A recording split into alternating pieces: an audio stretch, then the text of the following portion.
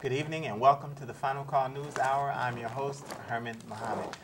If you would, we would like you to please forgive us for the technical difficulty, but we're ready and raring to go. The Final Call newspaper, or the Final Call News Hour, is the partner of the Final Call newspaper and the Final Call online edition that you can visit at www.finalcall.com.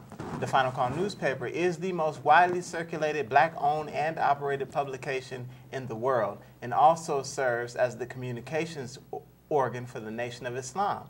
The Final Call News Hour is produced by the Ministry of Information under the direction of Brother Corey 2X. The Ministry of Information was born from the 2005 Millions More movement, which was launched in order to bring all of our people together for the common cause of our survival. The overall mission of the Final Call News Hour is to provide an alternative source of news and commentary to our viewers. This is needed because although it is said we live in a free society with freedom of press, all of America's major media, both print and electronic, are owned by 5 major corporations, which we believe amounts to a monopoly on media and information. So programs like the Final Call News Hour are vitally important. Now, this evening we have a very special edition of the Final Call News Hour. We have a Supreme Style Barbers edition, and we're coming out of volume 28, number 7, which reads Bailout Deception, and is dealing with the recent bailout, $700 billion worth of corporate America, banks, insurance companies, but not the poor. Now, I want to welcome our first guest. He's, like I said, this is Supreme Style Barbers Final Call News Hour evening. Yes, sir. We have to my far right, Brother Travis Adams, who works at Supreme Style. Thank you, brother. How you doing, sir? Good. Thanks for having me, brother. Yes, sir.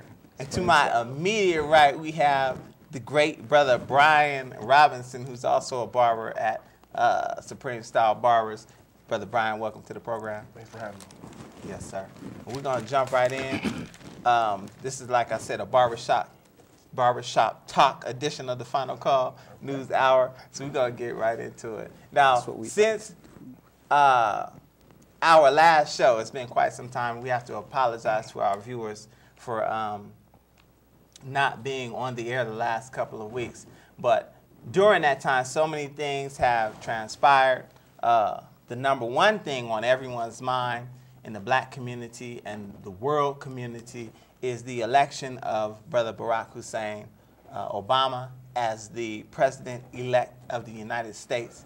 He will be inaugurated, God willing, January 20th, 2009. Woo! Woo! Yes, sir. Big black hand for Brother Barack Obama. And so where we want to come out of is page 16 of this edition of the Final Call News Hour, which is really an editorial on Barack taking over. And it reads, Obama prepares to take charge. And my first question is just some basic, a basic question for you brothers, is what does the election of Barack Obama mean to you and to us as a people? I'll start with you, Trav. Well, it means a lot to me because I, for one, thought I'd never see a black president, like, ever. Right. So it means a lot to me, like, you know, it kind of touched me because my grandparents, and you think of the struggles that my grandparents, my parents, their parents went through to get to this point. So I think it means a lot. But he inherited, it's not that good, you know? Right. It's like inheriting $200,000 and you got $500,000 work to do, you know? Right. True So indeed. it's kind of tough. Brian, same question for you. What does the election of Barack Obama mean to you and to us as a people? For me personally, it's very inspirational. It gives me hope as far as knowing that we as a people could do anything we want to, put our mind to, and it's just inspirational to me. Yes, sir. Absolutely. And do you think that, this is just a little follow-up to that question, that it puts more of a burden on us as black men in particular, because like you said, I agree. Matter of fact, I was one of the persons on this very program on numerous occasions who said, it'll never happen. Right. They'll never elect this brother president. Never. I mean, white supremacy is way too thick in America to elect a black man as president. And I'm here to say that I was wrong. But does that put more of a burden on us as black men? The expectations, are they higher for us now? Do we have to walk a little taller with our heads up high? I think we should. You know, I think we really should. I think it should put pressure on us, you know, to step up to the plate and start doing, you know, just being that positive role model, seeing that positive image. He had the highest job in the land. To think like maybe my son might have a chance to be president, right? You know, and I mean if he walked the right path and did everything he's supposed to do, because it happened fast. Right. I mean, you know, the election went so fast, and that night it happened fast. Remember 4 years ago, 8 years ago, it was the next morning when you found out who might have been the president, but this happened fast. It was like it was a landslide. It was, I don't know. Right. What about you, Brian? We got to walk taller? Oh, yeah, we definitely have to walk taller, straighter, too. As far as stepping up to the plate, I think we definitely have to step up to the plate. We have a lot of eyes on us that we really didn't think we'll ever have on us. But now that we do, we definitely have to step up to the plate. We definitely got to hit the home run. Yes, sir.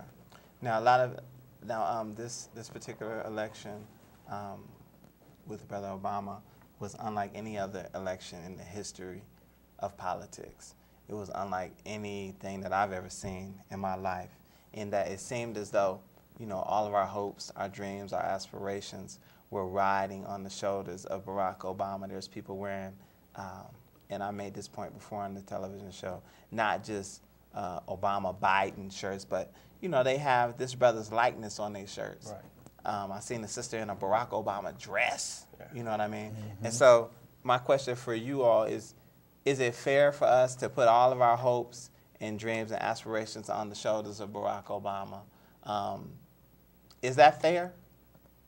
Is it fair? I think it's fair because where we come from. I mean, this is us as a people. We're pressed against the fence, and that's when we make moves. So yeah, the pressure's good. The pressure brings to a light that that some people don't understand, but us as a black person or people, we understand pressure sometimes is good for us. I don't think it's fair. I don't think it's fair. I don't think it's fair at all to put that much pressure on a person, because he has to please everybody now. Like, he can't just say, "Oh, I'm a black man in the office. I need to just please the black people." He got to please the white people, Hispanics, Chinese. He has to please everybody. And there's a line that, you know, we might be third, you know, for him to take care of. He might please. He's half white, so he might have to please white people first. He might throw somebody in the middle just to throw them off, and then come back with black people. We might be third in line to get pleased, you know, if we ever get pleased. But I think he got so much in front of him that it's going to be hard for him to do this in 8 years. Right. Yeah, and I agree with you, man. I think we have to be politically astute enough to realize that he's not just the president of black people. You know, that you make an excellent point.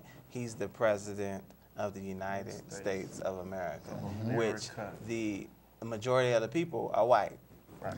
His constituency consists of 65 million Americans who voted for him.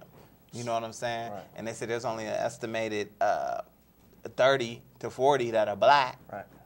So we voted for him, you know, in record numbers. But they put him in office. But white people, Asians, Hispanics, everyone galvanized, pulled their political resources and their minds and their energies and helped to put this brother in office. So it's a good point. He's responsible to everyone.